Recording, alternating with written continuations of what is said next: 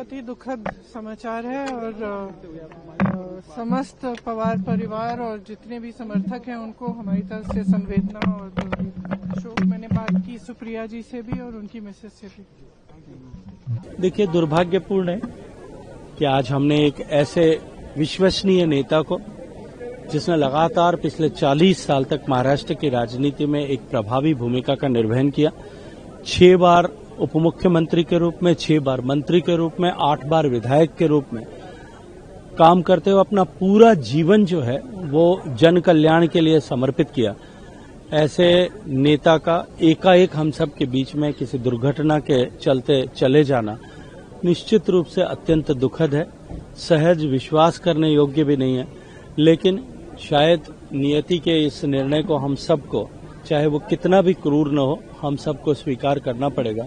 दिवंगत आत्मा के प्रति श्रद्धा सुमन अर्पित करते हुए ऐसा विषय, क्योंकि यह हवाई दुर्घटना का विषय है, तो वैसे भी हवाई दुर्घटना के जांच के इंटरनेशनल प्रोटोकॉल्स बने हैं और उसकी जांच अवश्यंभावी होती ही है, क्योंकि वो केवल किसी एक देश विशेष में होने वाली घटना नहीं, पूरे विश्व के लिए वो घटना एक जो है वो जांच का, अनुसंधान का, जानकारी का विषय बनती है। निश्चित ही इस पर भी विस्तृत रूप से जांच होगी। मैं ये मानता हूं कि अभी हम सब लोगों के लिए ये दुख व्यक्त करने का, दिवंगत आत्मा के प्रति संवेदनाएं व्यक्त करने का, परिवार के दुख को साझा करने का अवसर है। अभी हम सबको उस पर निर्दिष्ट होकर के काम करना चाहिए। ये बड़ी दुखद घटना है और अजीत पवार एक अभी उनका जो देहांत हुआ, मैं समझूंगा कि प्रीमैच्योर डेथ है और इससे जो काम करने वाला व्यक्ति था उसको इस तरीके से उसका अंत होना, ये हम सभी को आघात कर दिया है और उनके फैमिली मेंबर्स को भी बड़ा दुख पहुंचा है और बड़े इसमें है, दुखी हैं। सो उनके दुख में हम भी शामिल होते हैं और उनके जो फैमिली मेंबर्स हैं उनको इस दुख सहन करने की शक्ति दे, यही प्रार्थना हम कर सकते। प्लेन क्रैश की जांच होनी चाहिए, ममता बनर्जी ने कहा है। आपको लगता है कि जांच होनी चाहिए इसकी? सुप्रीम कोर्ट के जज के थ्रू जांच होनी चाहिए, ममता ने कहा। देखिए, जांच तो होना चाहिए क्योंकि ऐसा एक्सीडेंट हुआ है जो अननेचुरल है। भाई सेफ्टी को लेकर बहुत कंसर्न आप सब लोग जानते रहते हैं। अब क्या है, मोरर लेस सभी लीडर्स बोलिए या अर्जेंट काम के लिए सभी लोग जाते हैं और इवन दूसरे कॉर्पोरेट वाले भी जाते हैं जी। लेकिन ऐसा हर जगह होना, एक तरफ तो बड़े बड़े जहाज भी, अहमदाबाद के भी बहुत बड़ा एक्सीडेंट, ये तो जो प्लेन था, छोटा प्लेन, वहां पर ऐसा हुआ क्यों, इसकी जांच तो होना ही चाहिए। ठीक है, will also demand. Thank you. Ajit Pawar ji का प्लेन क्रैश हुआ है, उसकी जांच होनी चाहिए पूरे मामले की और सुप्रीम कोर्ट मॉनिटर होनी चाहिए जांच।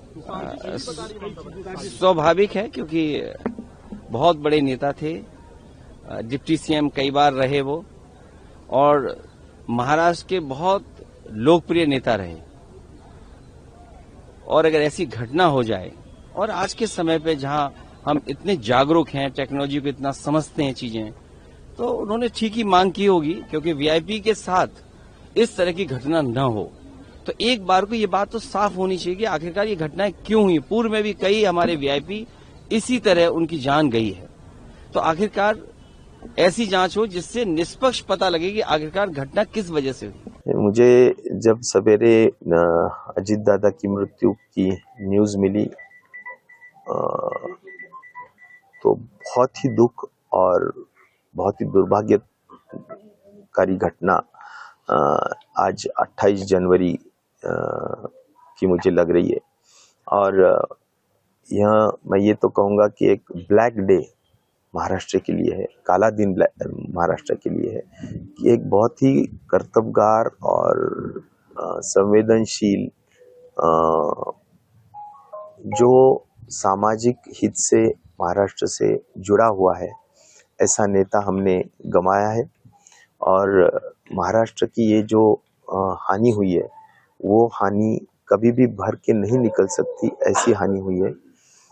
राष्ट्रवादी पार्टी का जो आधार था, वो आधार ही निकल गया है और इसलिए सब अस्त व्यस्त परिस्थिति हमारे राष्ट्रवादी पार्टी में भी हुई है। एक ऐसा नेता जिनके साथ हमने 2 पीढ़ियों से, मेरे पिताजी भी और हमने भी 2 पीढ़ियों से पवार परिवार के साथ हम जुड़े हैं और इसलिए हम बहुत करीब से उनको देखते आए हैं, उनका काम देखते आए हैं, उनके साथ रहे हैं।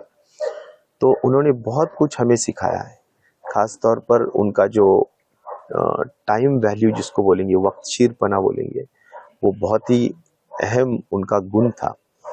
सवेरे 7 बजे महाराष्ट्र का कोई नेता मीटिंग नहीं ले सकता है, लेकिन वो 7 बजे उनका दिन शुरू होता था।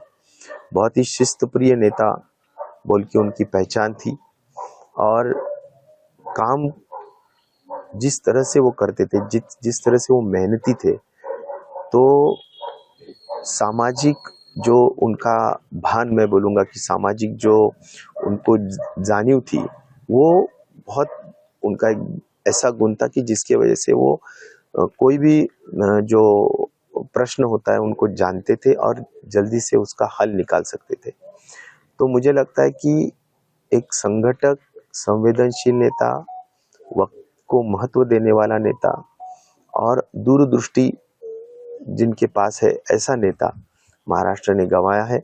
और इस घटना के माध्यम से हमें सभी लोगों को, महाराष्ट्र की पूरी जनता को बहुत ही सदमा पहुंचा है और हम सभी बहुत दुखी है।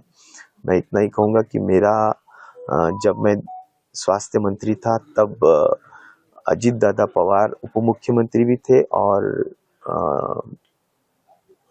फाइनेंस मिनिस्टर भी थे।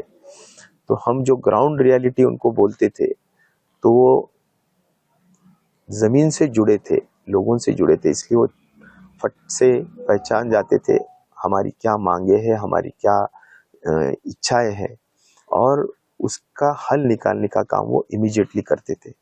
मुझे लगता है कि जो भी महाराष्ट्र सवरा है इस कोरोना की महामारी के माध्यम से, अजित दादा फाइनेंस मिनिस्टर थे और उन्होंने बहुत बड़ा आधार और बहुत बड़ा सपोर्ट महाराष्ट्र के इस परिस्थिति से बाहर निकालने के लिए दिया था। इसीलिए हम उस परिस्थिति से बाहर निकले हैं। तो स्वास्थ्य मंत्री की हैसियत से मुझे उनका बहुत नज़दीक से यह सब गुण देखने को मिला है। मुझे लगता है कि आज उनके जाने से पवार परिवार की ही नहीं, पूरे महाराष्ट्र की और हमारे सरीके जो सैकड़ों परिवार है कि जो उनसे बहुत नज़दीक है, उनको सबको बहुत ही दुख और सदमा पहुंचा है। मैं ईश्वर से प्रार्थना करूंगा कि मृतात्मा को चिर शांति दे और यह दुख सहने की शक्ति ईश्वर ने पवार परिवार और हम सबको, महाराष्ट्र की जनता को दी।